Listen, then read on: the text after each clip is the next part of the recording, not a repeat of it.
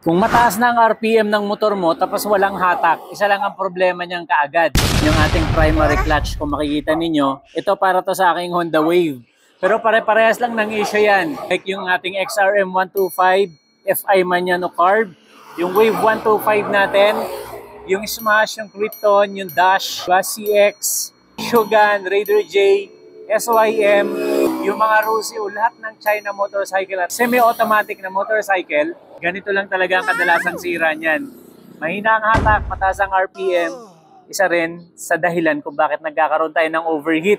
Kasi kailangan mong pigain ng gusto or kailangan mong galitin ng gusto ang makina para makompensate natin yung takbo. So doon nagkakaroon ng overheating and isa pa, mas lalong tumataas ang konsumo sa gasolina kasi kailangan mataas ang RPM. Pag mataas ang RPM, malakas ang buhos ng gasolina nun, di ba? So mas malaki ang gastos. So ito lang yung papalitan natin, primary clutch.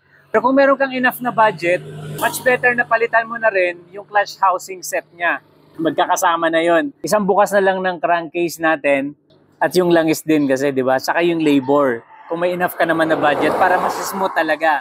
Kasi ang ginagawa naman ng iba, yung wala pang budget, ito lang muna yung papalitan. Ang iba, papalitan lang ng clutch spring, clutch lining.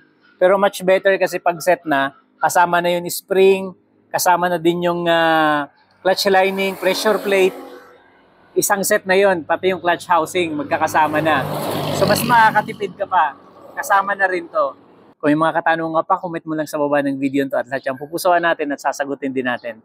Like, follow, and share na rin. Just make sure to check this out on my yellow basket. And once again, this is your Super Dad Finds. See you around.